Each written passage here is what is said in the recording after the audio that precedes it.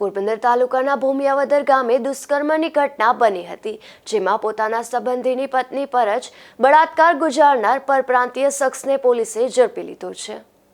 Bagvadar police મથકમાંથી પ્રાપ્ત માહિતી અનુસાર બરડા પંથકના ભૂમિયાવદર ખેત મજૂરીએ આવેલ પરપ્રાંતીય શખ્સે બાજુમાં વસવાટ કરતા પરપ્રાંતીય પરિણીતા પર મોડી રાત્રિના બળજબરીથી દુષ્કર્મ કરતા બગવદર પોલીસ મથકમાં પરિણીતાએ ફરિયાદ લખાવી છે, જેમાં 18 વર્ષ 11 માસની ઉંમરની આ પરિણીતા મોડી રાત્રે કુદરતી ક્રિયા માટે બાજુની ઓરડીમાં ગઈ હતી અને તેનો પરિવાર બીજી ઓરડીમાં સૂતો હતો।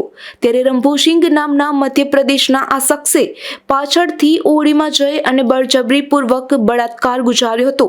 ત્યારે પરિણીતાના મોઢામાં રૂમાલનો ડૂચો નાખી દીધો હોવાથી તે બચાવ માટે બોલી પણ શકી નહોતી।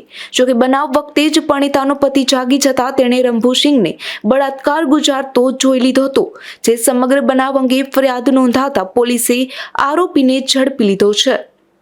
ધીરુભાઈ નિમાવત, ગુજરાત ન્યૂઝ, બગવદર।